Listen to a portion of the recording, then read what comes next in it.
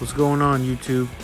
This is my 1984 Chevy Camino, and I'm gonna be doing the Rustoleum roll-on bed liner. But first things first, you gotta clean up the bed. You gotta get rid of any rust, and if there is exposed metal, make sure you clean it up and get rid of all the dirt and grease. So I went ahead and sanded the whole bed, and I bondoed up the holes that were underneath the window.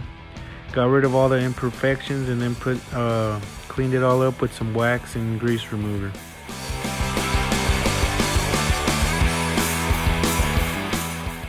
I ended up doing 5 layers of the Rustoleum bed liner, and it turned out really well.